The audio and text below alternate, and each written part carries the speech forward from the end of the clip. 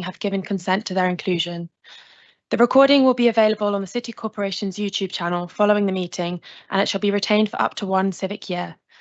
Whilst we endeavour to live stream all our public meetings, technical difficulties may sometimes prevent live broadcast. In these instances, we aim to upload a recording after the end of the meeting. All personal data will be processed in accordance with the Data Protection Act 2018, and for any further information on that, please feel free to contact us. Chair.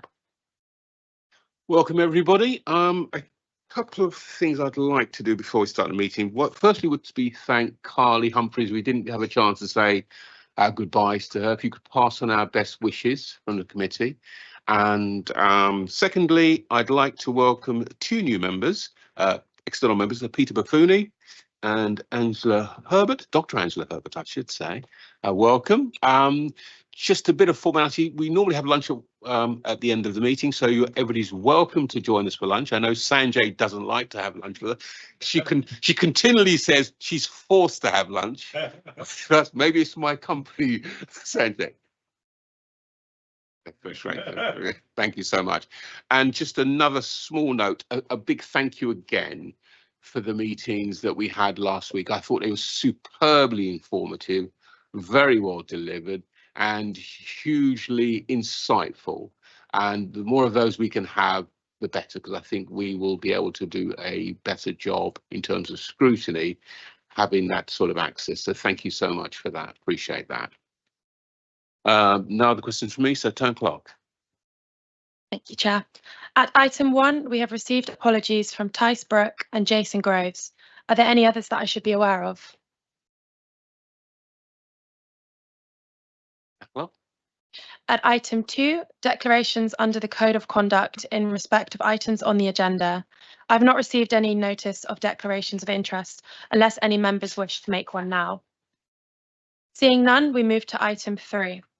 Here at item 3, we have the public minutes from the meeting held on the 2nd of December. These are to agree on pages 5 to 10. Any questions on the minutes? I have one small, which has been sorted. That was regarding somebody's attendance. Thank you. Any other notes? Okay, Town Clerk. At item 4, we have the references and a glossary of terms. This is for information on pages 11 to 16. Any questions? No. Okay. Town Clerk. At item 5, we have the Equity, Diversity and Inclusivity update. This is a report of the Commissioner and is for information on pages 17 to 82. Thank you. Sanjay. Thank you, Chair. And just before I hand over to Inspector Caroline Hay, who will be taking us through that report, I also wanted to formally welcome Dr. Herbert and Peter to the committee, and also for the committee's awareness, Carly Humphreys, who has left Professional Standards and indeed City of London Police. Her replacement is to my right. It's Detective Superintendent Tom Hill, who some of you met at last week's introduction. So Tom will be taking us through the Professional Standards updates when we do get to that element. I also just wanted to let you know, Chair, that following last week's visits, which we also found really helpful in terms of getting to understand some of the thoughts and concerns and issues behind the members' questions, we're pulling together a next steps kind of plan, which will be shared with yourselves in the next few weeks, that includes some of those agreements that we said that we will take forward. So that's just for your information. I'll pass across to Caroline now. Thank you. Thank you, Chair, and good morning, everybody. I'd just like to give you this sort of high-level update around our EDI strategy and where we are with our implementation plan. You'll see there's some appendices as well for you to refer to, should you wish to. So our report is to show that we have how we've completed our 28 high actions. We've moved this quarter from 14 to 19, with 9 now being carried over to 2026. I just wanted to give the committee an idea as to why that is. The reasons are quite nuanced, but there are some sort of challenges to reaching the completed point. For example, the Police Race Action Plan has produced a maturity matrix. We have a year to now implement. And for example, the government VORG strategy has now meant that we have to sort of manoeuvre and adapt to the new commitments that they are looking for us to implement within our force. Evaluation is also one of the points that has been pretty tricky, where we have commenced evaluation, but we have been looking at the immediate knowledge gain. But now in year 2, we really want to move to impact. You know, how has the EDI strategy impacted members of our force? So that's an ongoing piece of work that we're taking as a priority this year. I just wanted to mention a few highlights from our last quarter, and that was, for instance, celebrating Black History Month. That included holding the National Black Police Association Conference and our Beauty and Diversity session, where 50 people, including 35 children from Walworth Methodist Church, came to our force. And they really reminded us that often in policing we refer to the Black community, but of course it's not a homogenous group, and they talked us through all of the different communities and all the beauty within them. And that afternoon finished with a discussion, an argument from the aunties around jollof rice and who produced the best one. Just moving on to the quarterly compliance report for our inclusivity programme. We have made some improvements, moving from 10% of the force to 24% of the force, but obviously that's not anywhere near where we need to be, and so we've moved up one of our low actions, which was senior members of the force really driving the programme, to a medium action to make sure that it gets the attention that it deserves, and our chief officers have committed to that. Just finally, around performance. I know this has been something that's talked about quite frequently. We're pleased to say that the performance framework, including a set of outcome measures, and will be used to monitor and track the progress against the strategic objectives. That will be going to our EDI strategic board at the end of this month, and then through our EDI delivery board as well. So hopefully we can bring something back to the committee later, perhaps next quarter. And just finally, Chair, I just wanted to make a note that my maths isn't as bad as my teachers said. It does say Q5. That's just because we wanted to align quarters to the usual reporting within CULP. So we might have given ourselves an extra few months, but that's just so that we can have the right cadence going forward. Thank you, Chair. Thank you for the report. Questions from the members?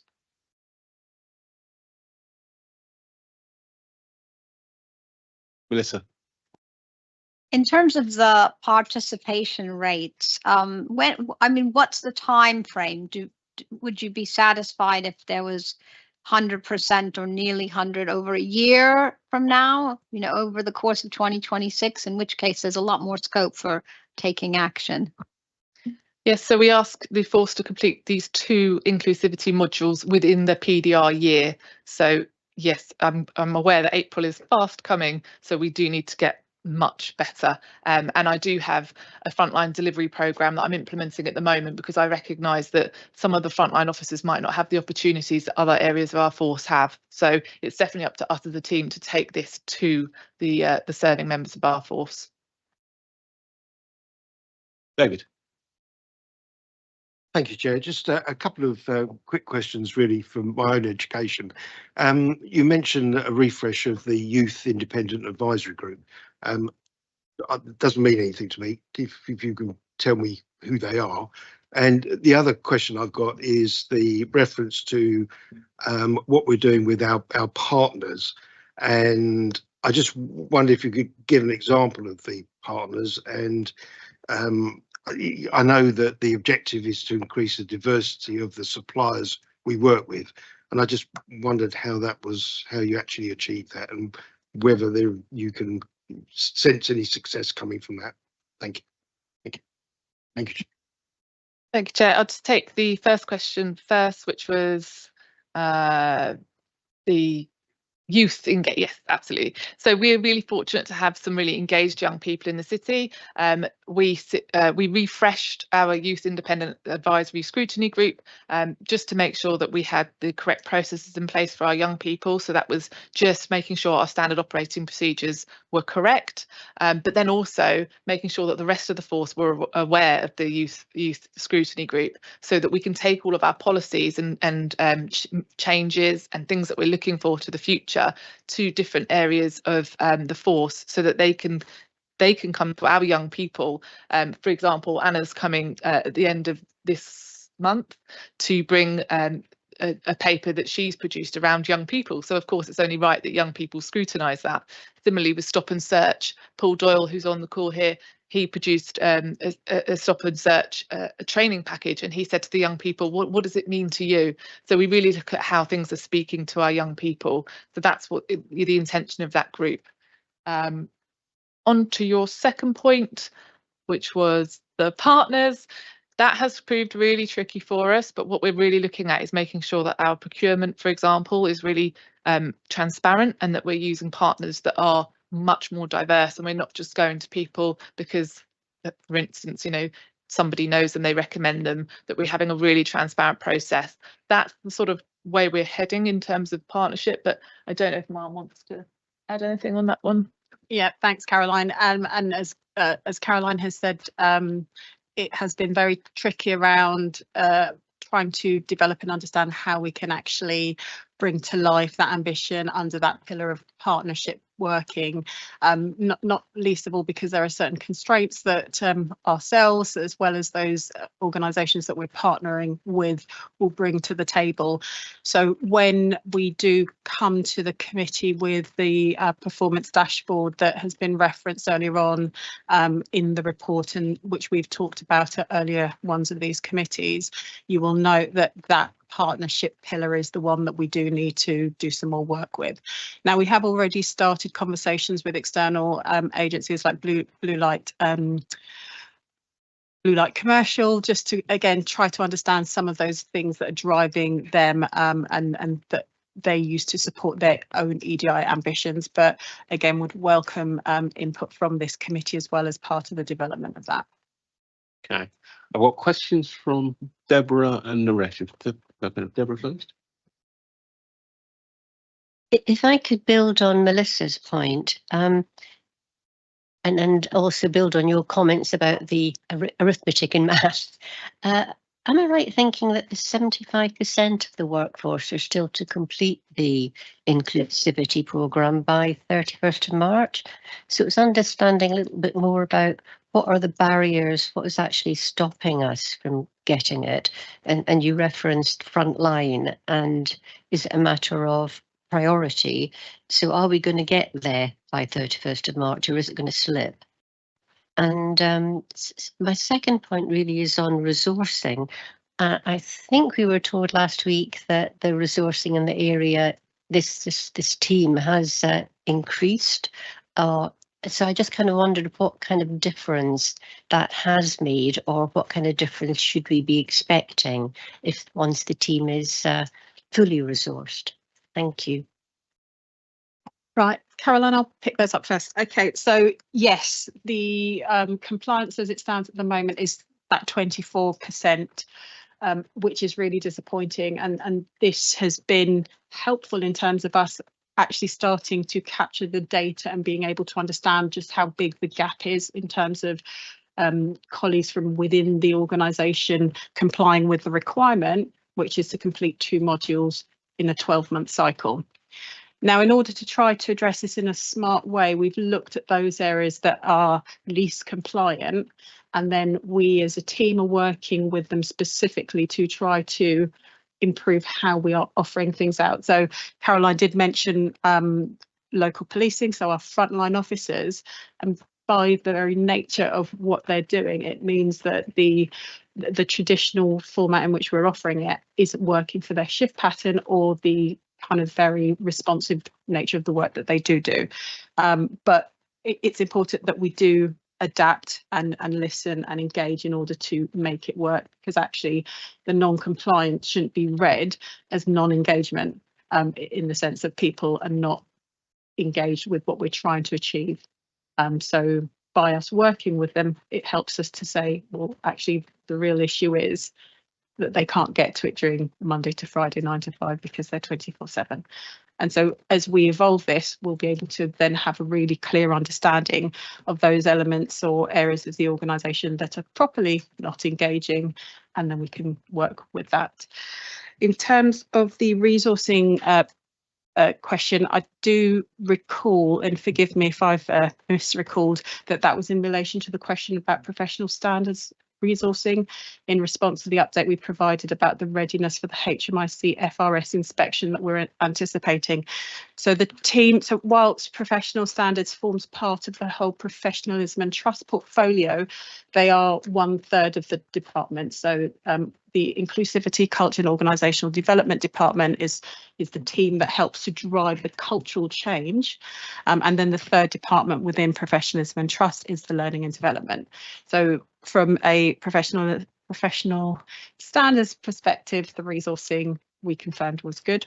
From an inclusivity, culture and organisational development team perspective, we have recognised, and I believe that we did update the committee on the fact that we needed to really understand what the demands and kind of efforts were within the team. So we have at the start, not the start of the year, about 3-4 months ago, contracted a business analyst to work with the team to be able to understand if we're making best use of technology, if the processes that we are using are efficient and effective, and really just try to put some tangibles into what can be quite a difficult area to capture.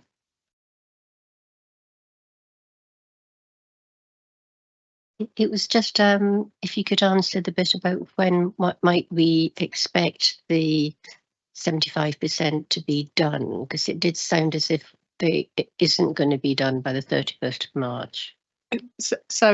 I think it's fair to say that within the next 2 months, it's unlikely that we will capture all 75% of the outstanding colleagues. We will have made some progress and hopefully quite a, not insignificant progress.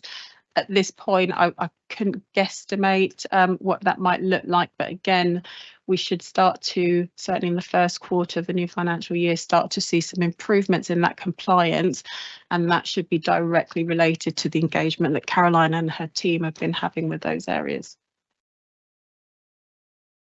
Sorry, it's still because it's really the leadership that should be driving it rather than the professionalism team, I would suggest. So it's how are we going to make sure that the leadership give this the priority to support you?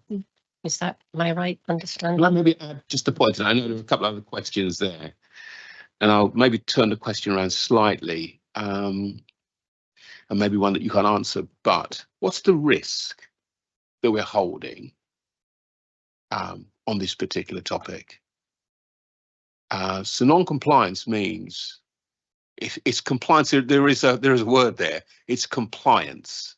So you have to ask yourself the question: what's the risk as an organisation we're holding, and are the senior team aware of any potential risk they're holding to not have this complete and to have? Vague is probably an unfair term, but I'll use that. There's a vagary that we're hearing here, as you can tell, that says we're not sure, maybe, possibly. So what I'd value is outside of this committee for somebody to come back and let us know what will we be completing by the said date, to give us at least some surety that we're clear what we're trying to achieve. Yeah.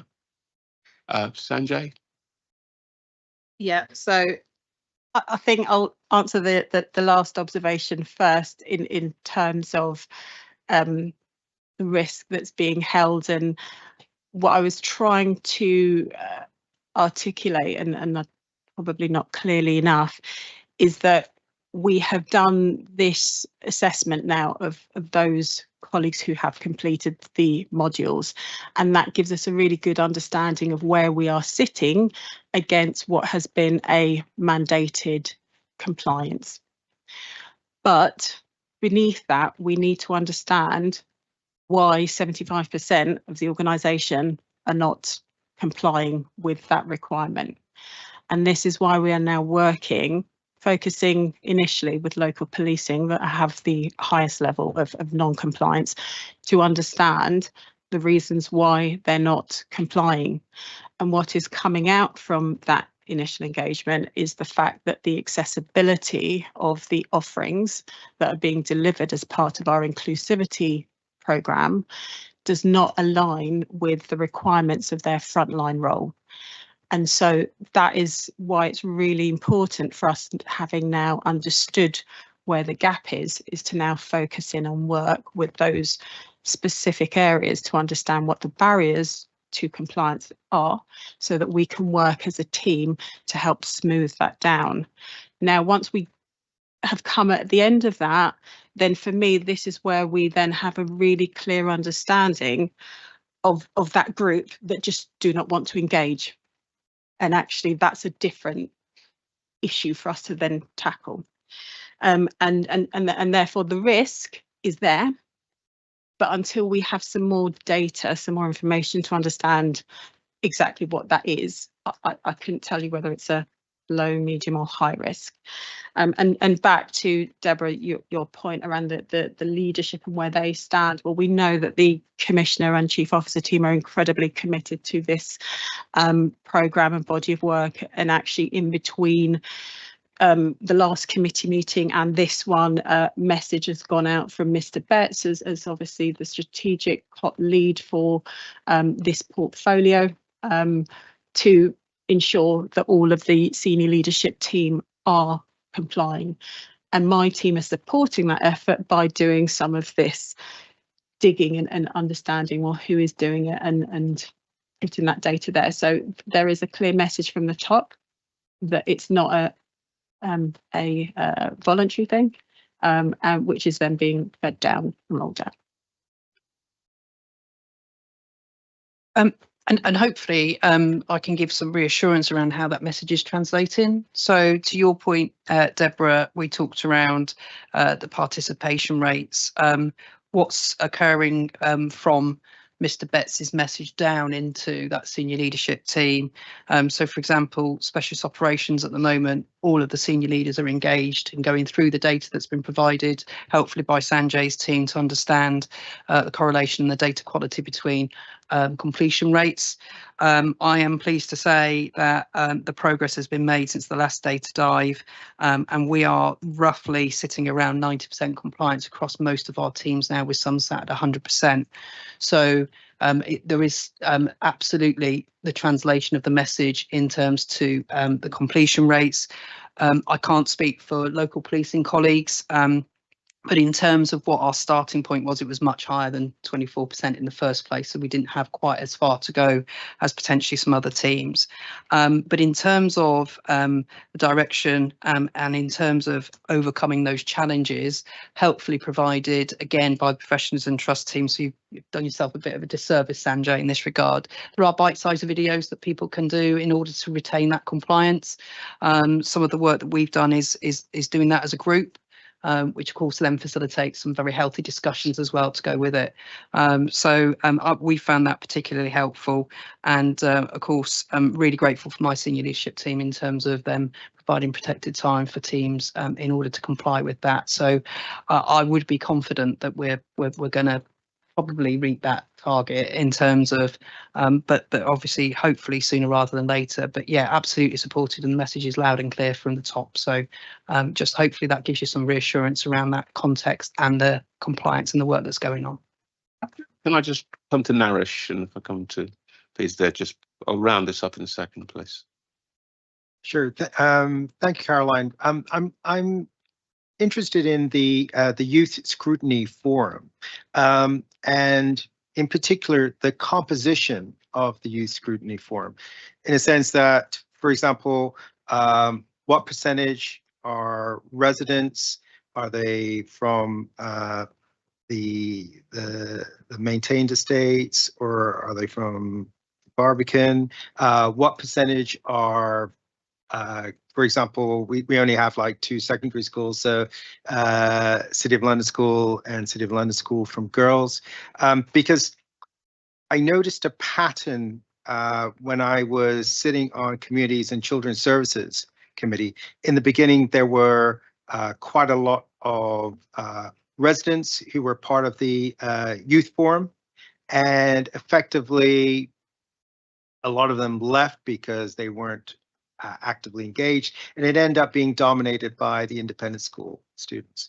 So that any color to that would be really useful. Thank you. Thank you. I can't give you exact breakdowns, but I can say that some of the children are from people who work in the city, some live, a fewer proportion live in the city, and some do come from the schools. Having said that, we have got probably only between 6 and 10 active members, and so we're currently going, now we've had the refresh of the SOP, the standing operating procedures, we're now going out to do a recruitment to hit exactly those areas that you're talking about. So our local estates, and we've also got a local youth club as well that we're linking in with. We've got some really engaged young people workers now within our new one of our new engagement teams, and we're using them to sort of try and push the committee and then take the committee to them as well. So go out to those youth clubs and actually hold those scrutiny groups within the youth clubs. So by association, they sort of have to take part. That's sort of our new approach. So it's a recruitment campaign at the moment, and I absolutely would take into account all of those things that you've said as we go towards that recruitment. That's great. I suggest getting in touch with a member, Kerry Wilkins, who's the youth lead at Community and Children's Services, because there might be a way in which you guys can work together on that to get more students, because depending on which group, particularly on the socioeconomic level, it has a huge impact on that, and it'll be good to get a fair representation of that. Thank you.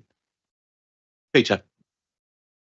Morning, thank you. Just quick clarification if I can, something I think you said earlier, which was that this has now been moved up from a lower level to a medium priority. That was correct, wasn't it? Is that correct? So sorry, just to clarify, that was in terms of the leadership part. When we looked through, we often refresh our low, medium and high priorities, and we realised that leadership within the inclusivity programme was at a low action, which, to your point, Deborah, is exactly why we needed to step it up to ensure that the leaders were really helping to cascade the message. Right, and that was the second point. I think both Deborah, Chair and Deputy Chair, have made quite a valid point. There's an interesting discussion, but I'm wondering if there's anything that could be gleaned from that, learned from that, to see about ensuring this is a greater priority for the COG, potentially. I don't know whether a medium priority still feels, as we touched with the risk elements of this, it still feels potentially relatively low. Well, I understand. So it's just an observation. I'd probably like to round this up with this. Thank you, Peter. Is that I think for me, I still have not walked away from the conversation feeling comfortable that we're clear what that rate looks like. I've heard lots of words, but no, it will be at this point. At this point, I've not heard that, and I'd value hearing back at some point around that before the end of March, and it links slightly to the performance framework, which I know you're working through and you're working on. Again, we need a definitive date as to when we at this committee will be able to scrutinise that and scrutinise the work of the EDI forum against that performance framework. Because without these things, we have great conversations, but I'd like to know where those conversations are going and where our focus is. So I won't belabor the point, but I will say, please, please, please, can we get a date for the performance framework? And if outside of this meeting, just a quick email to say it's going to be on, which I'm happy to share, it's going to be on this, we will be at this level, we believe, come the end of March. Yes, Chair. So absolutely fine. We can take that way as a team and kind of put some thought behind Great. where we think we will get to in terms of organisational compliance, and in terms of the performance framework, which yourself and the deputy chair have been engaged or kept abreast of, the aim is for that to come to the next Professionalism and Trust Committee. Obviously, we need to go through that internal governance first, and that's going to this month's EDI Strategic Board, which our Commissioner chairs. So subject to that being agreed at that board, then it can come here. Fantastic. And finally, for me, thank you for the appendices. But can I just say, we've done our best in the past with our governance to pare back the agenda and pare back the. So can I ask you politely, if we are going to put appendices in, can we please check with the police authority team prior to them coming? Because it does make a pack look quite wholesome, although it is not something that's required. Yeah. Unless we're going to talk specifically to those appendices. Thank you, Chair. So, yeah, your point's noted, and we have been in touch with the police authority team, and it's been agreed that moving forward, we will have a post committee meet and then just talk through what that paper pack for the next committee will look like. Perfect. Town Clerk. At item 6, we have the Professional Standards, Conduct and Vetting Update for Q3. This is a report of the Commissioner and is for information on pages 83 to 114. Who's talking to this one for me? Yeah, that'll be myself, Chair. Thank you. Just to introduce myself, so Tom Hill, I'm a Detective Superintendent, taken over from Carly Humphreys, who has transferred to a different police force. Welcome, Tom. Thank you. No decisions for the committee. I'll take the papers as read, but we'll draw out some highlights for you now. Complaints have decreased since Q2, so 10 fewer cases, 19%, and remain below the national averages. 43 complaint cases were logged in Q3, with a high number of different allegation types across those complaint cases. The highest category remains police action following contact. In relation to the allegations, we believe the increased use of AI, in particular large language models, may be resulting in more complaints needing to be formally recorded. The complaints are broader, resulting in a spread across the different allegation types. So the graph at the top of page 85 of your packs, and we believe this is going to be an upward trend, increased number of allegations within each complaint. In relation to conduct cases, 58 live investigations, of which we've assessed 20 as gross misconduct. Discreditable conduct is the highest allegation type, with a recent movement away from matters of a sexual nature, and the newer themes identified relate to social media use and behaviour with colleagues and disclosure. 20 new conduct cases were recorded in Q3. And again, a movement away from discreditable conduct and into honesty and integrity matters. Examples of that include inappropriate use of the rail travel scheme, selling of police equipment, and bullying. We're anticipating 4 gross misconduct hearings over the next 6 months, and that's a culmination of good work by the professional PSD team to protect the public and the force. We continue to prepare for an upcoming His Majesty's Inspectorate of Constabulary Integrity Inspection in 2026. So we will be given 8 weeks notice for when the team will come in to inspect the department. We've completed a readiness assessment with our service improvement team in September 25, which benchmarked us against the HMIC inspection assessment of good. Progress is being made against all recommendations. We have a dedicated inspector within professional standards who's reporting on a bi-weekly basis into me, a monthly basis into Marm Anderson and Deputy Commissioner Betts, and into the Force Organisational Improvement Board. In relation to vetting, we are now fully authorised professional practice APP compliant, so conduct annual integrity checks, annual integrity screening, randomised vetting, and re-vetting for all internal moves and promotions within Force. In relation to engagement, we've taken forward learning from staff listening circles and continue to work with colleagues across the force to share trends around complaints and conduct, and have quarterly meetings with single points of contact within each directorate of the force. Our focus for the forthcoming quarter will be the HMIC integrity inspection. And as I've mentioned earlier, we have robust governance in place to track performance and progress against the recommendations. Thank you, Chair and Committee. I'll pause there for any questions. Thank you. First of all, thank you for all your hard work in this area. It was great to see that during our time last week with you. So great report. And the floor, I know Emma's got something, and Melissa, please. Thank you, Chair. Welcome and well done on your first report. You said AI will have an impact. Can you explain that more, please? That's in relation to the categories of complaints. So what we're seeing is people, we believe, are using AI, and certain trigger words will then more formalized language comes into the complaints, which hits various categories. For example, it might be they ask for the complaint to be formally recorded, which then triggers a process for us where we formally record it under Schedule 3 of the Police Reform Act 2002, which requires further investigation and a more formal process to investigate a complaint. So we just believe, and it is a belief at the moment, that the use of AI is triggering complaints that cross various allegation types rather than just focusing on one particular issue, which is probably the crux of the complaint. Please. Thank you. Just to follow on, AI is quite a complicated area across the board, not just in policing. Do you have any mechanisms or means to understand what is actually occurring?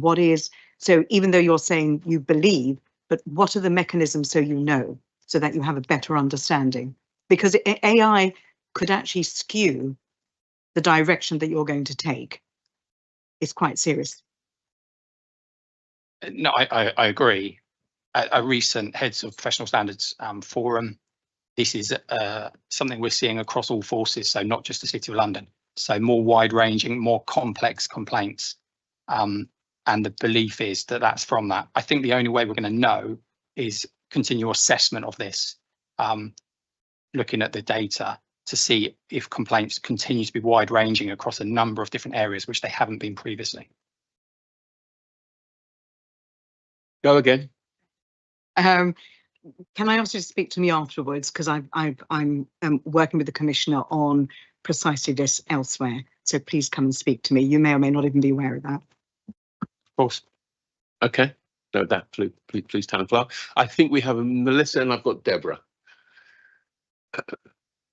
Hello, I wanted to welcome you as well to the committee. I've had the pleasure of meeting the Detective Superintendent before, and Were you arrested? Sorry, this is on. This is on. In a very professional capacity. Sorry, I was just making sure. Sorry. We both you used to work in insurance, and I work in insurance, and we were discussing how the forces and the IFED department, which is looking at the insurance. Oh, I'm sorry, it was my. So there was no slur intended, please. None taken, but it's very good to have this report. I want to recognize that, there's a lot of reassuring numbers in this report. I mean, just taking, for example, in terms of the number of allegations, only 4 were found to have service not acceptable. Looking at vetting, all City of London police officers and staff hold in-date vetting to the correct level. Just lots of reassuring information here, which is good to see. Very good to see. I just very also pleased to see the listening circle, and it's a chance to feed back learnings to the police. So with all of that in mind, 2 questions from me. Is there a chance to feedback, or has there been a feedback process following what's happened recently in the West Midlands Police? Any lessons learned? And is there any, with all this reassurance, is there anything keeping you up at night that we should be aware of that isn't really coming out in this report? Maybe Thank that's you. one for non-public. Please.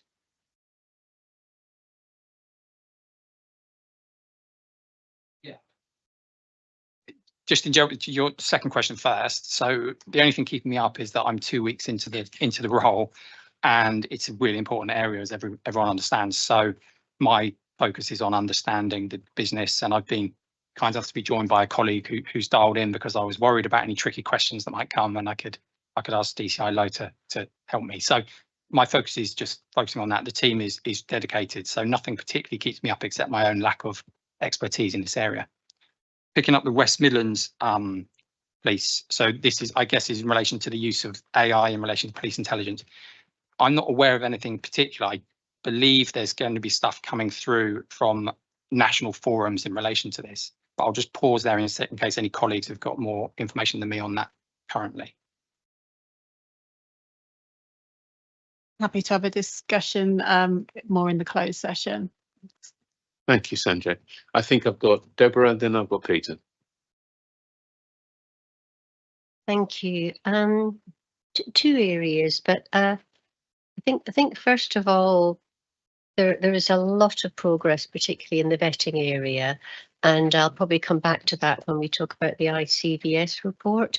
But I think, having acknowledged that there's a lot of progress, I think we have to also reflect on why this area wasn't given the priority that it might have been deserved beforehand.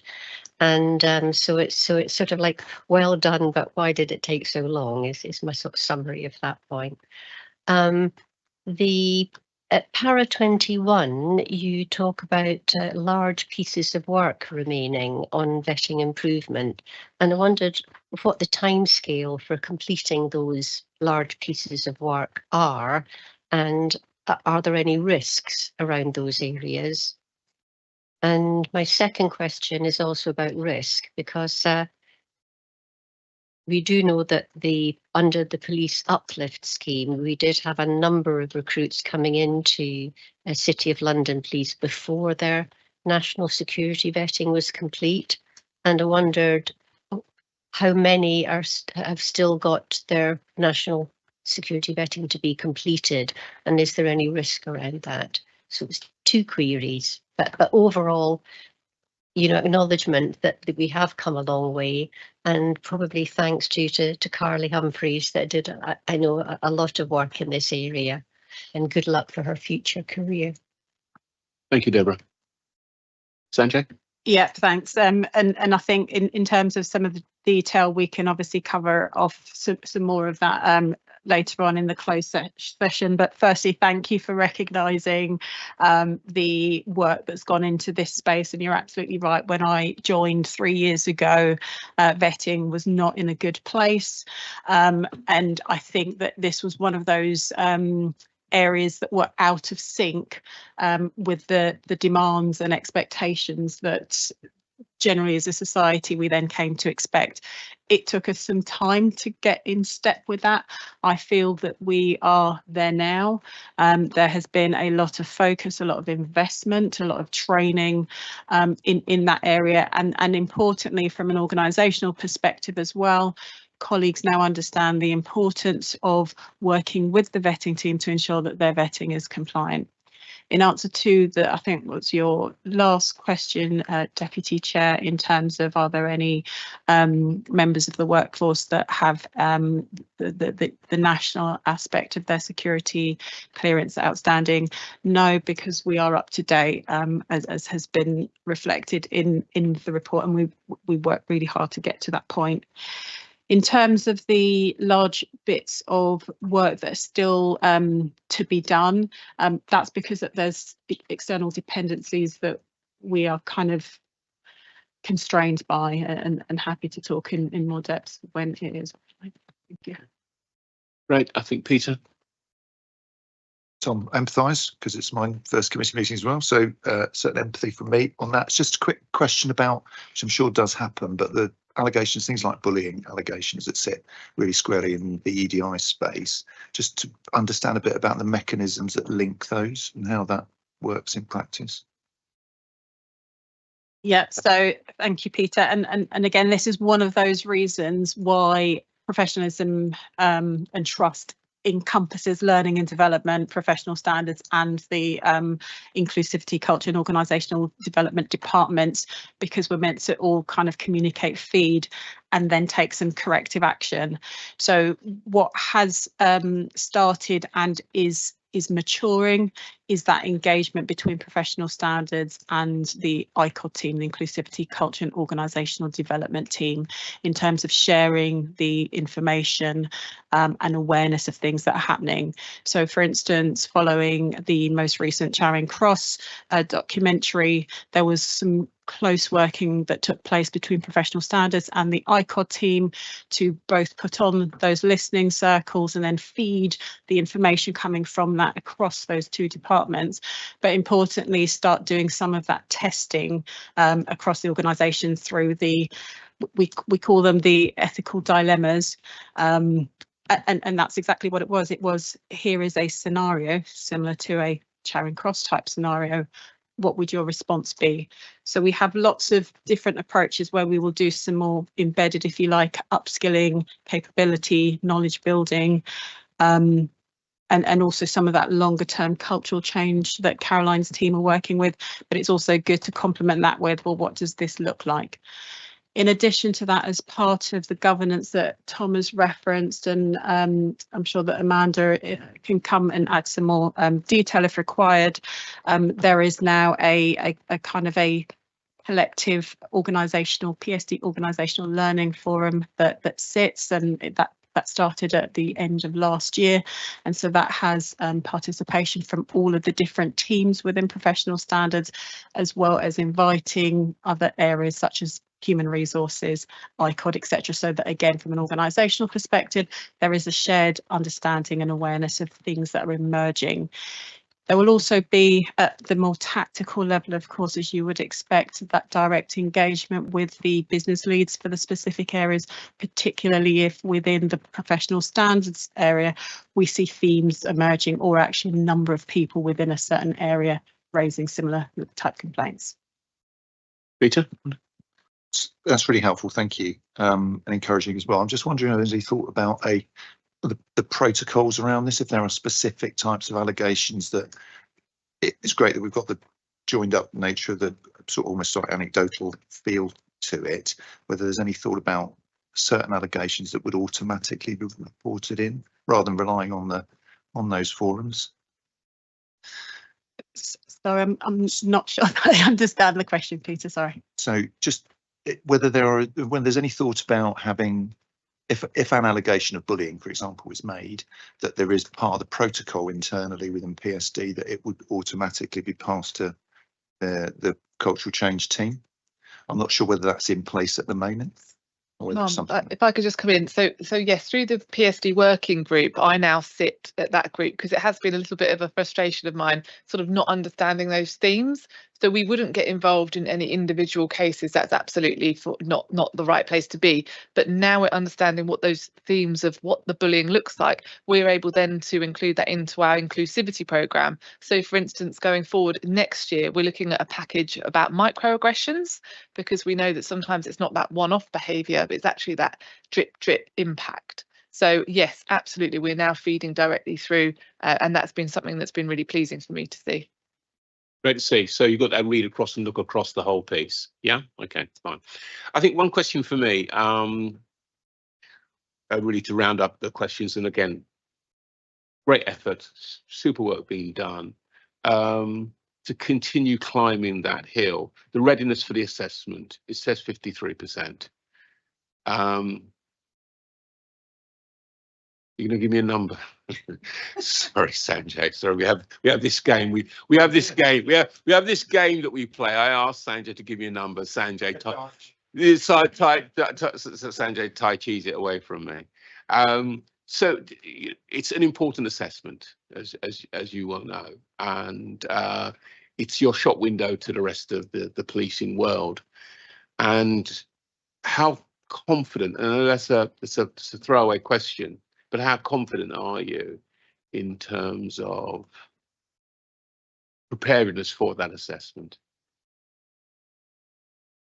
If I just answer first, then perhaps hand over. I mean, I think we're very confident because we've dedicated resources to this. So a dedicated inspector working closely with the service improvement team, reporting directly into senior level meetings, organisational improvement board, monthly scrutiny meetings with the deputy commissioner.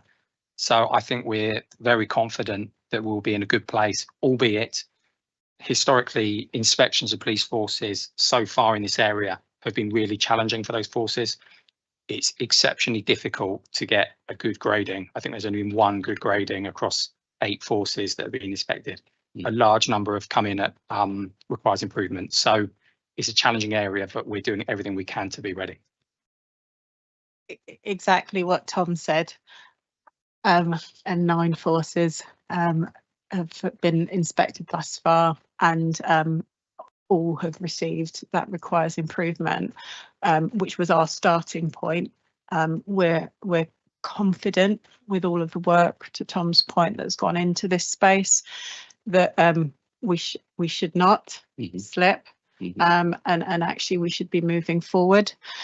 We know that from the various reports and national assessments that have been published that we've been working towards to kind of meet the recommendations, of which there were 41. We now know that we only have 10 of those that are outstanding, with the bulk of those either having been signed off by HMIC FRS in advance of them coming in to do the inspection, or indeed waiting to be reviewed by HMIC FRS with a view for them closing it. So in terms of us kind of meeting those areas that they said we needed to do some more work in, we've made some really good progress and continue to evolve and mature what we're doing. Fantastic. Okay, no other questions? Town Clerk. At item 7, we have the stop and search and use of force Q3 update. This is a report of the Commissioner and is for information on pages 115 to 124. Okay. Yep, Chair, thank you. I'd introduce myself to the benefit of the new members. I'm Superintendent Jess Wynne, and I work within local policing, responsible for an area called Task Force, which are all our specialist assets such as public order, firearms, horses, dogs, etc. Part of my portfolio is also to be the strategic lead for stop and search and use of force for the City of London Police. And I hold a quarterly meeting around stop and search and use of force. And then that feeds into a monthly meeting, which is chaired by Chief Inspector Paul Doyle. Paul's on the call today, and Paul is our tactical lead. So Paul will then implement any strategic direction from myself and my meeting. The report that we've submitted for the meeting today, Chair, is, I think, as we discussed at the previous Professionalism Trust Committee, slightly different in the look in terms of previous reports that you may have we've submitted to the committee. So we've actually got a lot more detail in this report, and what you can see on here is from a dashboard that we use internally, which we presented to you, and thank you to you and the others that came last week. It was a really, really good meeting.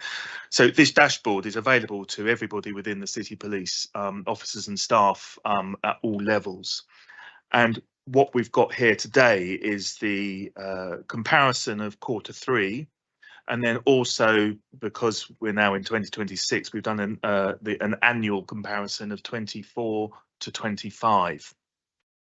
I appreciate some of the writing on this is very, very small, and that's something we will probably look at changing for the next report, because I've come here this morning, thought if I didn't have my glasses I wouldn't be able to see myself. No appendices though. No appendices.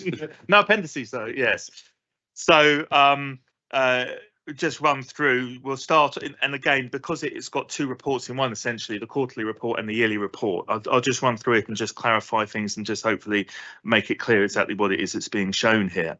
So on the second page, you have the Q3 results for stop and search for October through to December 24, and then below that you have the 2025 results. So stop and search, as you can see, has actually gone down slightly. and the outcome rate, however, remains good. And one of the reasons we think it's probably gone down is because of, as we've discussed, the enhanced encounter training that we're giving officers on how to deal with members of the public, and not every encounter has to result in a search of somebody, and it's about building that communication element of how officers interact and deal with members of the public. The disparity rate, so the black disparity rate has slightly increased from 2.25 to 2.36. Very, very small increase, but we are still working very hard to try to decrease our disproportionality rates in terms of stop and search. And one of the things that we've mentioned when you came to see us, one of the new areas that we've got in terms of scrutiny internally is now our ability to delve into the actual teams that are carrying out the searches, and then within those teams, the individual officers that are conducting the searches themselves. So we can actually look at outcome rates and disproportionality rates for specific officers. And if we do see trends over time, we can then go into the grounds of those searches for those officers to see if there is any unconscious or even conscious bias that we need to address within those areas and those officers involved. We then move on to the 24-25, so the full annual comparison.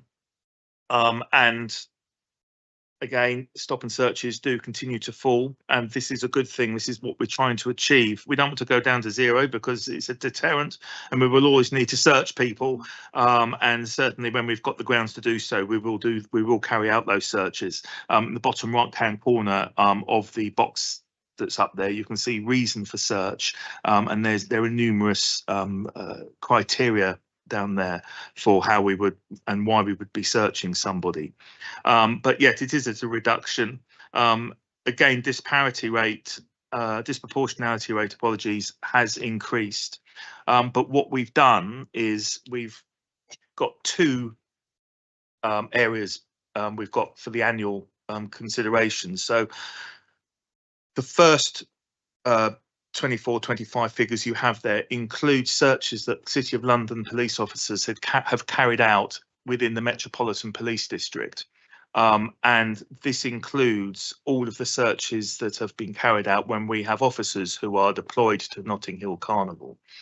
Notting Hill Carnival is a Metropolitan Police-led operation, and their Section 60 is in place, which means officers can essentially stop and search anybody without suspicion, because the chief officer has intelligence to suggest there's a risk of serious violence within a specific location.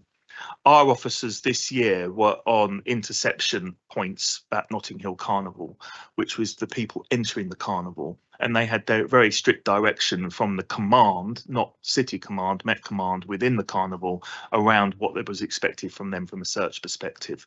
So the figures for the August, which is when the carnival is, were really quite significant. So that's where, if we then move to the next page, we have stop and search within the city only, which is a significantly different picture, where disproportionality rates, certainly amongst the black population, did increase, but very slightly by 0.7, so a rise from 2.24 to 2.31. That still puts us in sort of the second best disproportionality in the country. It's still a way to go in terms of my strategic direction, which is to get us to parity, which is something that we are striving for. We continue to strive for. We have found over the last couple of years, we are gradually coming down, but it's very, very difficult to get below 2. I think only one other force, which I believe is Wiltshire, which is the second smallest force in the country after the city, I think it's at 1.94.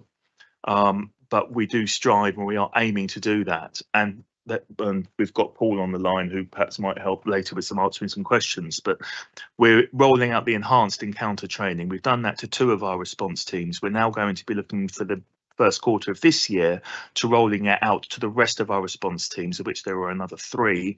And then following that, to the rest of our frontline operational officers, which we will then be closely monitoring the figures to, we hope to see a reduction in those disproportionality rates.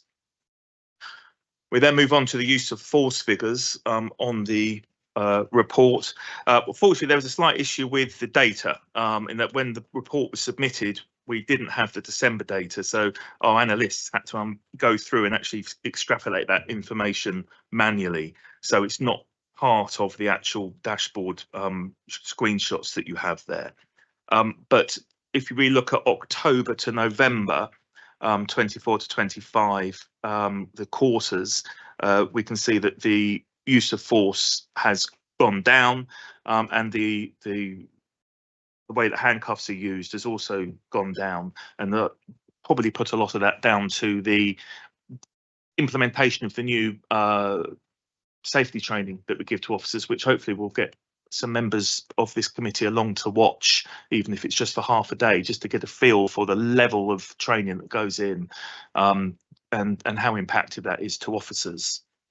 And then I've got January to November 24 compared to January to November 25, and again you can see sort of reductions across the board, and there hasn't been anything over the course of the year that's caused any significant issues. We get a monthly report from Professional Standards regards to complaints that may have come in for either stop and search or use of force, of which we go into quite a lot of scrutiny on those to ensure that there's any impropriety it's dealt with, and that we feed back to any complainants with a lot of detail on what's happened, why has it happened, and if there's any outcome they're not happy with, we have those face-to-face conversations with them. And then disproportionality within use of force, which is the last page, which has actually gone down when you compare 24 to 25, from 2.39 to 2.19 for black disproportionality. And that's a summary, Chair, of the report. I'm happy to answer questions. I also have Paul Dolan online who can answer perhaps a bit more detail if we've got sort of more tactical level questions that come through. Thank you, Jess. As I said last week, really insightful meeting with yourself and your team, and seeing some of the great work that's been done over there. I suppose one quick question, I know Jackie, you've got a point, and just we'll check anybody else, and Peter as well, and Melissa, is maybe if you could talk to, and maybe do this as part of your answer, just how we've seen disproportionality rates fall due to some of the training elements that are being put in place, and what's the expectation that we have when we roll the train out across more broadly across your organisation. Yeah, absolutely. Well, I think I'll hand over to Paul Doyle, because Paul's very much involved in the actual putting together and training of the enhanced encounter element of this. So, Paul, did you want to take this question? Yeah, certainly. Good morning, Chair. Good morning, committee. Yeah, so we were really fortunate actually that City London own the national product under the banner of Operation Servitor, and that gives us a real insight into behaviour, subject behaviour as well as officer behaviour, and our approach to how we speak to the public, whether they're a witness, a suspect, or a victim of any type of crime. Utilising that, our independent advisory scrutiny group have been brilliant. We've brought all of these products together to help design a product which will benefit the officers when they approach members of the public. Twice annually, we get the opportunity to train our officers. I know there was a big push on that on the EDI piece earlier, but there is a thread of EDI in all of our training. So although local policing is a little bit behind on our 2 modules that are guaranteed, there is a thread of EDI through everything we do. And the high quality encounter training, which is a really exciting product designed by the City of London, there's interest across the country in how that approaches, and we designed that specifically looking at when we're stopping some marginalised groups, and when we're talking to anybody about pretty much reading the room, and what we have when we're talking to our people that we've got stop search. And again, this was done through the lens of stop search and use of force, and just reading that room, looking at all of our information and emboldening our officers to be really brave in their decision making. there are a couple of examples I talked through with the chair and the committee members that attended this week, but that training is to make sure that officers don't go any further than they need to with their powers when they use those powers. So just because we have 5 individuals stopped and the grounds exist to search all 5, do we really need to search all 5, or can we have a more considered approach? So we gave this training to 2 of our response teams with a full evaluation, and the magic number that Mr. Wynne has already hinted at, that going below that number of 2 for disproportionality, where you happen to be stop searched and are identified as being black, we've broken that number of 2 with the teams that we've trained so far. Although it's a relatively small sample size, it's given us real confidence that that training product is exactly right for what we need it to do, and as Mr. Wynne has said, that will be rolled out to all of our frontline teams in the first quarter of this year. So rather than hoping that it will be really instrumental in reducing that disproportionality, I'm really confident that it's the right products and the right approach to achieving that, actually. Fantastic. Thank you for that. Hugely appreciated. I know there were some questions from the floor. I think Jackie's got a question, Emma, and I've also got Melissa, and I think Peter as well. Well, it's not really a question, it's really just to say thank you very much for last week. It was incredibly helpful to get behind the numbers. It was also very, very reassuring in terms of the discussion we had, which I know not everybody was able to make, and we couldn't record it. But it was very clear there is a real passion to get behind the numbers and to really drill into the detail, particularly around the training and what we can offer to support. There was a real sense that there was an understanding of the profound effect that this can have on the lives of people, and that really came across in the discussion. So I just wanted to reiterate that, Chair. Thank you. And I'd like to reiterate that too. Thank you, Emma. Thank you. My arms are quite short. Can I say thank you, Jess, and thank you, Paul, for the work that you're doing on this, because the work you are doing is critical to the to enhance the trust in policing across the board, whether it's here in the city or outside of the city. Can I also say that the visuals in your report are actually really helpful, despite the small writing. I've got 2 different contact lenses on, so I don't need to wear the glasses to see them, and they're very good. Now, I'm looking at pages 119 and 120, and in particular within the city only, and I'm looking at those numbers. And I understand and I appreciate why the numbers may have come down in terms of the actual stop and searches, but I'm also conscious that the numbers have come down on the positive outcomes after the items have been searched and found. Is that because people have started to behave, or is it possible that because we have now reduced the numbers that we are stopping and searching, we are therefore now finding even less items that are with positive outcomes? Because it's important we find those, whatever those items are, and it's important we have positive outcomes. How do we balance that? Yeah, thank you. And I will come to Paul in a moment. And I think it's a really important point. One thing I do want to just sort of highlight is that we are the #1 force in the whole country for our positive outcome rate, which is phenomenal. And a lot of that is down thanks to Paul and the training of the officers that him and his team give. So the average nationally is around 20%. And we tend to be between 40 and 50, which is, yeah, it really does shout out that we're doing something right. And we, as we mentioned in previous committees, we don't want to get to 100%, because we don't want to be stopping everybody we stop has to have something on them which results in some form of outcome. It has to be used as a deterrent as well. But I'll hand to Paul. Paul, did you want to add anything on the question in terms of that? Yeah, I think it's a great question, and it's something we've reflected on internally.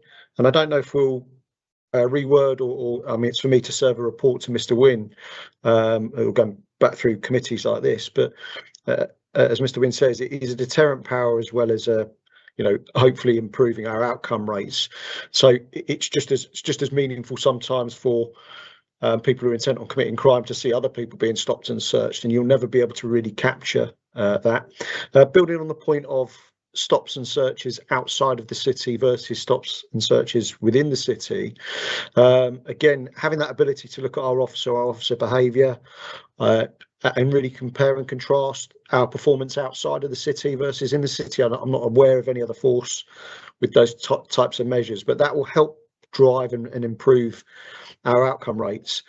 With the numbers getting smaller, obviously, there's a little bit less wiggle room for positive outcomes. As your data sets are a little bit bigger, you won't see that movement in figures as much. But the fact that we're inconveniencing people less is a real positive. And just, it's not really been highlighted so far, but we are stopping, I haven't got the figure to hand, the number of youths that we're stopping, which is an incredibly impactful area of work that we do. It's an indicative value of the vulnerable people that we deal with as police officers. And there are numerous reports about the impact that a negative interaction with policing can have when you're vulnerable or a youth, or both. And that number coming down dramatically is one of our other packages that we've designed and delivered through Marm Anderson's team on the learning and development side. So those outcome rates are increasing in certain areas, such as our youth engagement, and they're dropping in some other areas. But those preventative and detection powers that we're using at things like Notting Hill have affected our figures this year, and there's no getting around that. I think there was a point from Melissa, was it Melissa? And I think then Naresh and Angela and Peter. You've got the whole speech, Jess. You've excited us all. You've got, and the deputy chair as well. My apologies. Sorry, Melissa. Thank you, Chair. Well, it's just the clarity of the figures that helps and aids the discussion. So in terms of looking at use of force disproportionality, you remarked on the decrease in Black disproportionality, but there is still also, it's interesting to show Asian disproportionality going the other way. So it's below 1. And is there any concern about or measures to kind of push that further to 1? So that's actually in proportion, to the population. Yeah, that was my question. Okay, thank you. If it's sorry, sir. No, I'll just quickly come in. It's an interesting point, and it's not something where we've looked at before, to be honest, about looking at increasing our disproportionality. And the fact that we're below on the Asian disproportionality suggests that there's a less chance of you having force used against you if you're Asian in the city than if you are a white individual in the city, which we're so far, we're very, very small numbers in terms of getting that to 1. From my perspective as strategic lead, I wouldn't be pushing to get us using more force on any demographic. I'd much rather see that force coming down to being less than. And the fact that it is, we are talking, 0.15 roughly, or even 0.11 to get it up to 1. It would, because of the numbers we're talking about, it probably only take 2 or 3 extra use of forces to bring that up to parity. But I don't see any issues personally with that. And Paul, did you have any thoughts? Absolutely, we would not look to increase it to 1 at all. If you were of an Asian background or heritage, you'd be celebrating the fact that your group of identified persons have less force used against them, I would suggest, than those of other groups. And it also helps inform our approach when we're policing. We can give confidence to our officers that you are less likely to have to use force against certain areas. But that obviously flips the question: should you be using higher force against other demographics? The answer is obviously still no. It has to be proportionate, legal, accountable and necessary in every time that we use force. But certainly we would not look to increase that, no. Quite the opposite. Sorry, just to follow up, thank you for that clarification. I mean, I appreciate what you're saying is these numbers aren't really statistically significant, but were they to be statistically significant? So, it was, let's say, 0.50 or something quite below 1. surely, that should raise questions, because there is criticism out there within other forces about the treatment of certain groups favorably versus others, which is something that we should be alive to as a police force. Absolutely correct, and this committee and other groups that we engage with would hold us to account on that measure, and you're absolutely right. But we would look at why, and it's understanding the why. And our data, we're very data rich now, and the HMIC specifically tasked us to make sure that we were data rich and could understand that. It may be that a particular group is committing a type of crime that is either very low level or shows early compliance with engagement with the police, because they know there's not as much at risk. If you're more likely to go to prison, or if you're in a violent situation, the chances of police using force against you is probably that little bit higher. We'd have to look at the underlying factors, because there'll be a number of variables in that equation. But yeah, if it was 0.5, then we'd be looking at why it was so low, and could we replicate some of the best practice that's got us to that in other areas of the business where it's higher. But yeah, we would definitely look at it. If I can bring that piece to conclusion, for me, and I think for the rest of the committee, it's one, we're data rich now, and we are using data and using data well. So that's a tick in the box. And I think, having spent some time with the Sanjay and their team last week, it's the intent behind the work that what the data says. For us, I think, was very, very clear that this was being used to make good choices and to mitigate risk in all factors. And maybe how you present with an overall piece around the data you're presenting would help to provide a little bit more clarity for members, because I think there's a lot of very, very good work going on in there. There's a lot of good quality data being used to inform decision making, very, very good decision making. And it could be as simple as, how do we actually communicate that effectively to people providing scrutiny to this group? Just a point to ponder and to think on as we move forward, because I think it's to showcase the good work that's been done. So Joe, was there something specific for the next meeting that you think we should do? I'll need to put my thinking head on, and I don't have that thinking head on today. So maybe we can have a conversation outside of here. And I know there are a few other people who want to say something. I think Angela, you wanted to say something. Hi. I just had a quick question around the positive outcomes, and perhaps it's because I can't see, with the disproportionate number of stop and search. How many of those result in positive outcomes? Are we talking from a disproportionality perspective? Paul, are you able to go into detail on that one? I can look it up as we're speaking. Yeah. Yeah, that'd be useful. Thank you. I'll take another question while we'll wait please. for that to come back, Paul, and the rest. Yes, of course. And Peter. Thank you. I just wanted to highlight, and thank you so much for the visit on the stop and search. It was so insightful. But one thing which I think is really worthwhile doing, I'm truly so impressed with the dashboard layout, the way that you can drill down, the granularity that you can get. I think using this kind of approach is something which we should really try and roll out to other departments within the corporation. I think we've got such a winning product which really should be scalable. I sit on lots of other different committees, and it's like tooth extraction, trying to get this kind of quality of information, and whether it's an SLT or whichever group that's in, to actually demonstrate what can be done with data. It would be so helpful for many. Thank you. Thank you, Naresh. Peter. Good. Oh, sorry. I'm just conscious of my time, because I am running slightly behind time. Is where I was hoping to be. But if it's very quick, it was going to be a very quick. Thank you very much for that, and for them to roll it out in the rest of the City of London Police first before the other departments would be brilliant. Before the corporation, I think he's got his corporation hat on. Peter.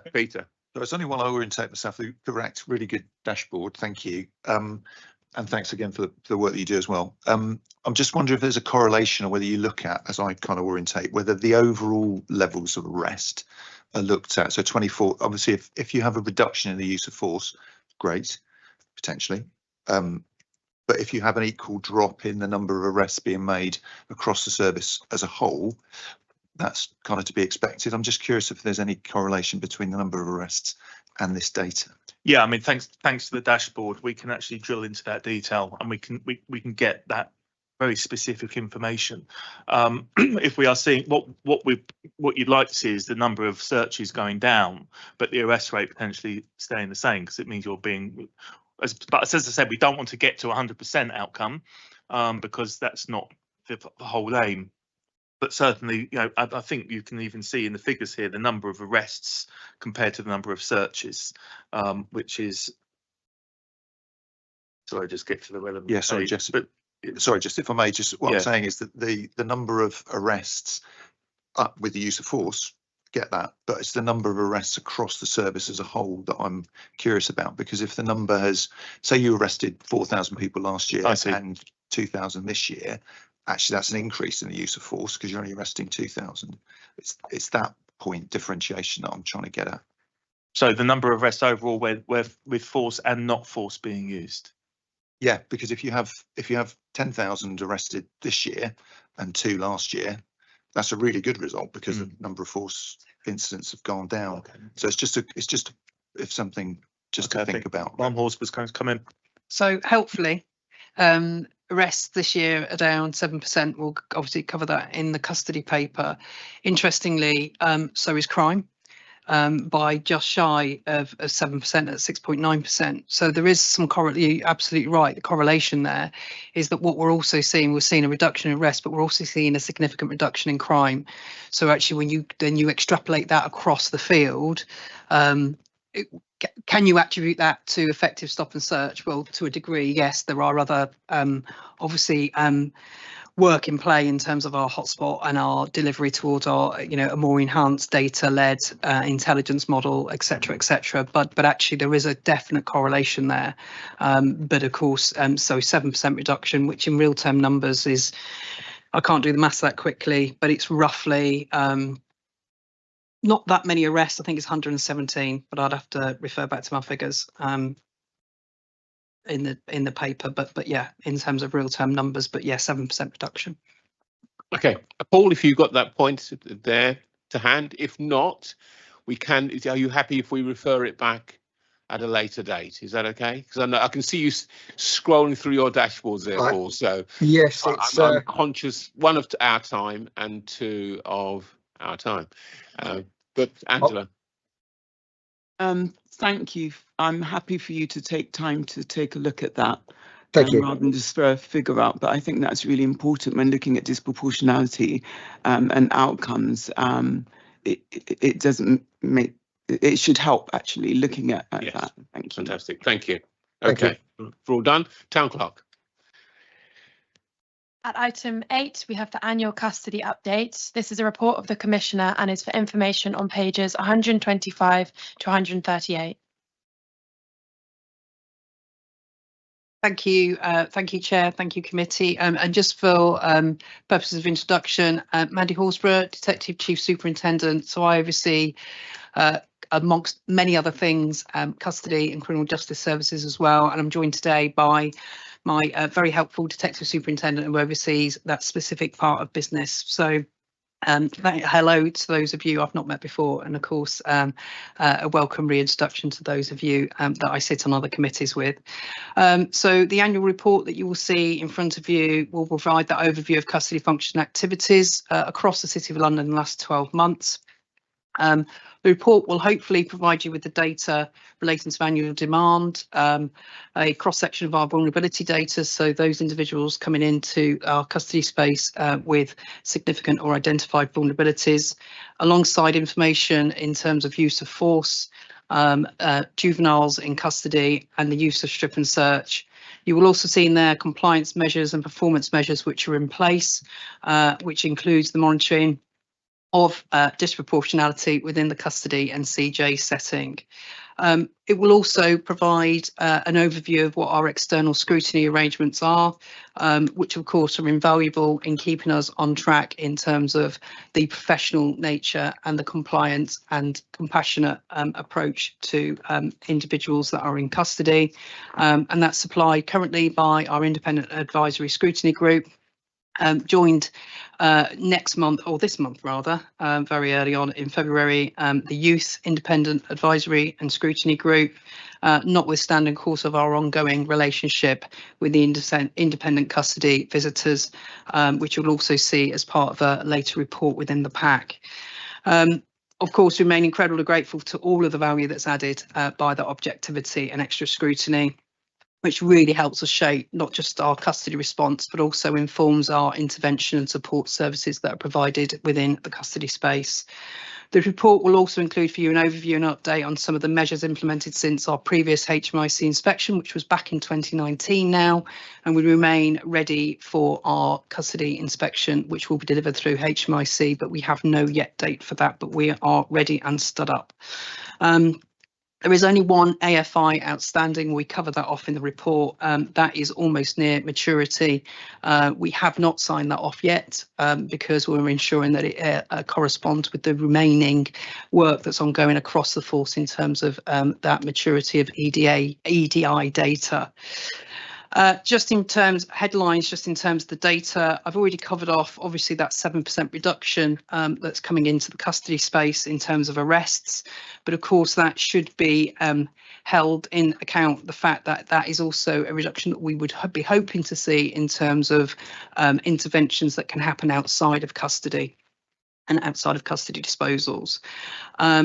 So year-to-date reduction is also seen across recorded crime within the City of London, and that is currently tracking at 6.9%, but that is year-to-date, so January 25 to January 26. So might not correlate with some other data that you get given, so it's year-to-date data, and that's important.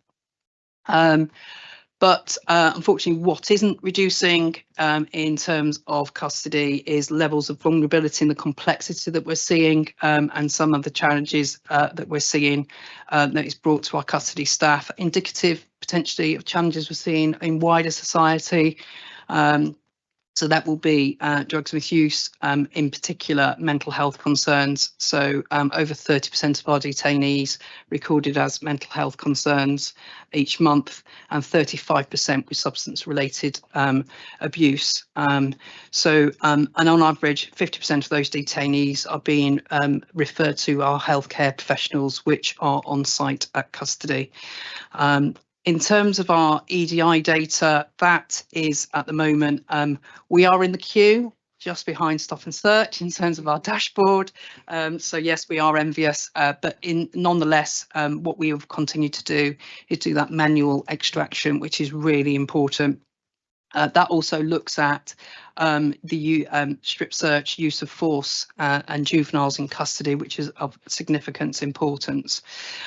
What I will draw out from all of this is, and it's to note in terms of, and a point brought out by the chair earlier, is that the reason why we are so driven in terms of compliance is what does compliance mean for us, not just in terms of following APP and procedure and policy, but also significantly important in terms of understanding what the culture in custody is telling us.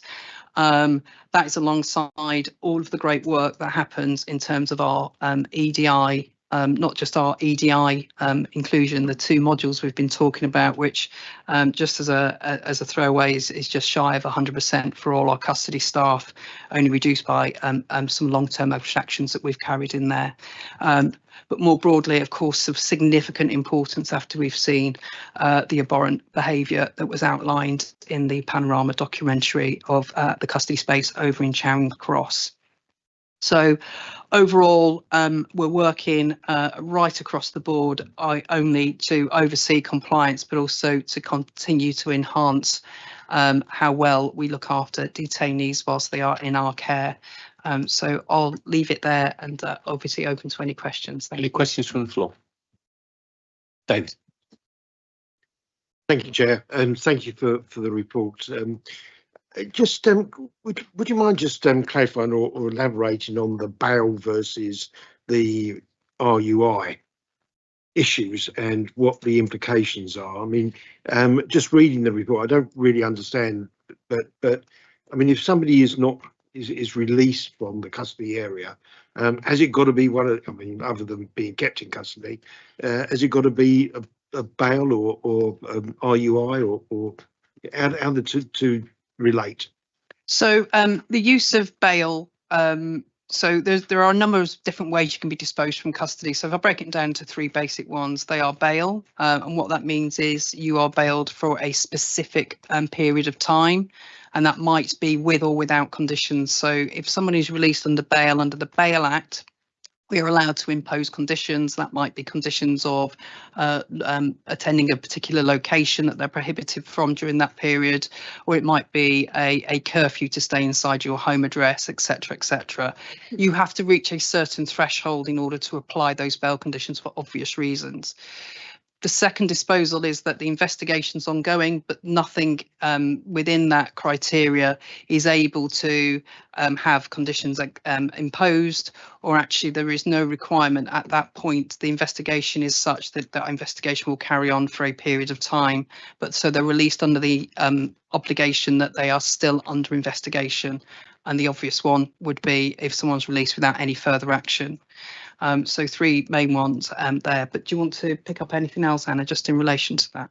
Yeah, thank you. I think it's probably worth noting that the recent Leveson report has highlighted the issues with released under investigation. So when it was brought in prior to the recent bail reform, it's left lots of people out under investigation for a long period of time because it doesn't have that same structure that bail has. So the changes in 2022 were to push police back towards the presumption against bail unless there really wasn't the justification of it. So where we want to sit at is more if they're going to be released either under bail or under investigation, the preference is bail because it affords those better protections for our victims, the community, and also preventing them being held whilst we do an investigation for those protracted periods of time. So what it has done is increase that demand back again on the police around making sure that we're sticking to those legislation timescales, and probably something that with the sentencing review, more offenders out in the community will probably only continue as we move forward to something we're very conscious of monitoring in terms of that bail demand on us. Thank you. Deputy Chair. It was a query that came up from a member of the ICVS panel, really at para 21, about the Home Office funding ceasing for drug testing on arrest. And I wondered what the kind of the implications, what's happened as a result of the funding for drug testing to have stopped. And if we have got concerns, whether we do push back to the Home Office at all, or whether it's not seen that that's worthwhile. So in relation to drug testing, that scheme, as you know, and quite rightly pointed out, is subject to further funding. It would assist, it used to assist or would continue to assist in terms of the sentencing aspect. I would, from a City of London, would I be concerned about that? I would say, due to our intervention services and the support services we have in custody, one of the most significant things that we can do for any individual that is subject to substance misuse, a critical part of that is the intervention services that are on offer. And they are delivered at a local level, because the whole purpose behind them is not just support for detainees, but the overall and the overriding purpose is about diversion away from reoffending. So I don't know whether you want to pick up anything in relation to that about reoffending, Anna. Yeah, thank you. And I think just to add, the funding for the drug testing on arrest ceased, but internally we are looking to continue the drug testing on arrest and fund that ourselves. The barrier has just been ensuring that we've got that, as Ma'am says, the right provision in place that once we've identified that someone has tested positive or they voluntarily request that we've got that service in custody. And we are very close, as it mentions in the report, to re-embedding that the services within custody. So we're just working with the corporation and our providers around that. But you are right. I think Ma'am's hit the nail on the head in terms of that reoffending piece, and actually it's the wider than just the drug testing on arrest. How do we capture all those people's needs when they're coming into custody and try and prevent them coming back? just one question from me, and maybe just to elaborate to the committee. Sort of the I think the term is right person. Right care, right person, and what impacts that's going to have potentially on custody demand, up or down. Yeah, it should take it down in terms of, so we've seen the mental health vulnerabilities coming into custody in any month can exceed 30% of all those individuals. What we will see, we might not see a reduction in individuals with a vulnerability of mental health, but what we will see is a reduction of vulnerable individuals being brought into custody as a place of safety. And fundamentally, outside of custody, the release of police officers being caught up within those procedures that should be happening in a mental health setting or a healthcare setting. So it should see a significant reduction, but right care, right person is absolutely the right thing to do. And of course, those individuals that come into custody, and we've outlined in the report, are subject to those intervention services if they've got a mental health vulnerability. So our liaison diversion service and healthcare practitioners really assist with that. But we are seeing an overall reduction of people being brought to a police station as a place of safety, i.e. detained. That's actually it's a real positive move forward on that particular front. Thank you. Any other questions? No. Town clerk. At item 9, we have the Independent Custody Visiting Scheme and Annual Report. This is a report of the Town Clerk and is for information on pages 139 to 154. Who do we have talking to this point? Rachel. Thank you, Chair. Members, I'll take the paper as read, but just to provide a brief overview, this annual report highlights several issues raised by Independent Custody Visiting Panel over the last year, including pressures on the custody environment following the reintroduction of Operation Safeguard and ongoing challenges linked to maintenance and infrastructure within the existing custody estate. And it also sets out our priorities for 2024-2025. The report also highlights 3 key areas of focus. The first, enhanced support for vulnerable detainees, including strong partnership working with organisations such as Samaritans, Appropriate Adult Service and Narcotics Anonymous, alongside Veterans Aid, and improved screening for neurodiverse conditions too. Second, it continues efforts to strengthen the ICV scheme through sort of resilience, through improved recruitment and onboarding processes. And third, the panel's ongoing input into the design of the new custody facility at Salisbury Square, helping ensure best practice standards are embedded from the outset, and that existing issues are not carried over. I'd just like to sort of thank our independent custody visitors who take great time to visit custody and ensure that welfare is up to the standards that they expect. And our lead scheme sponsor, our Deputy Chair, Deborah, for the continued commitment that they show to improving standards in custody detention, as their work really ensures that detainees receive care and that they're held in conditions that are suitable for their needs. But that concludes my overview, and pass over to the Deputy Chair in case she's got any other reflections she'd like to add. The floor's yours, Deputy Chair. Thank you. And thank you to Rachel for all the work she does to sort of improve this area and focus it and support the ICVS team.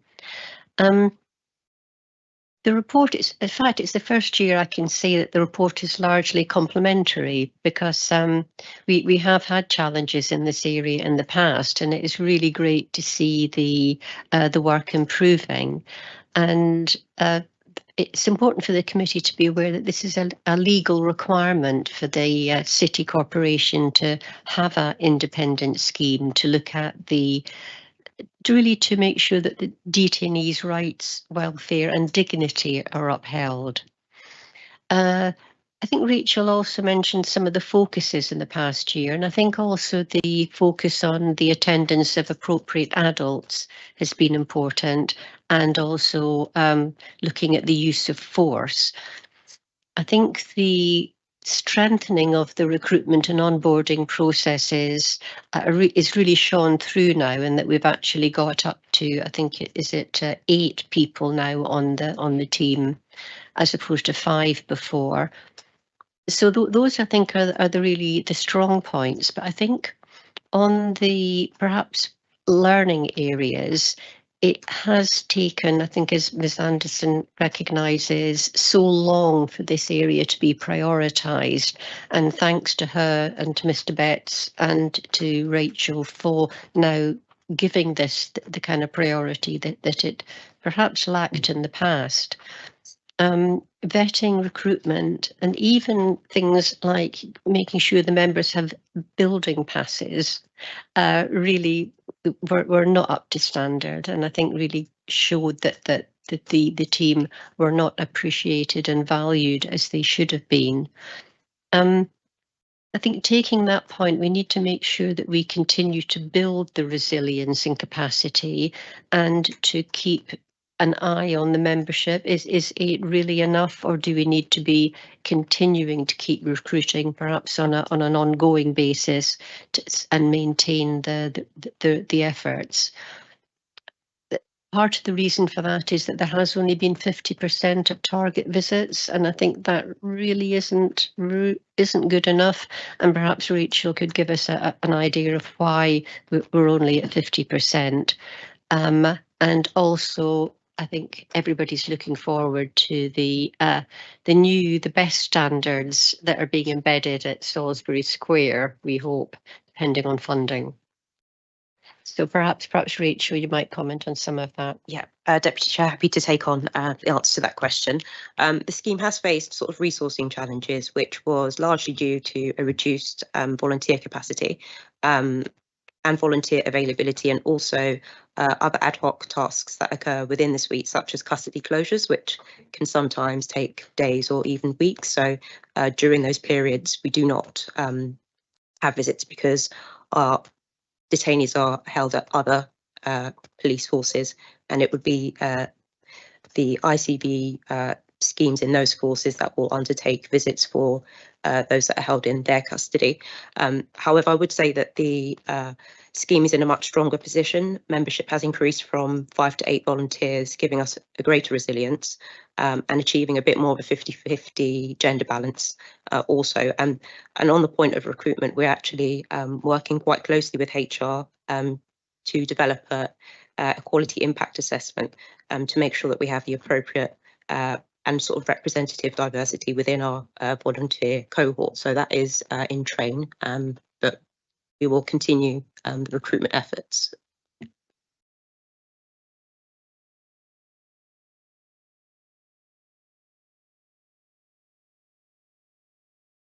Town Clerk. At item 10, we have questions on matters relating to the work of the committee. Any questions? No. At item 11, we have any other business that the chair considers urgent. None. At item 12, we have exclusion of the public. Do members agree to exclude the public? You do. Please allow me a moment to stop the live stream.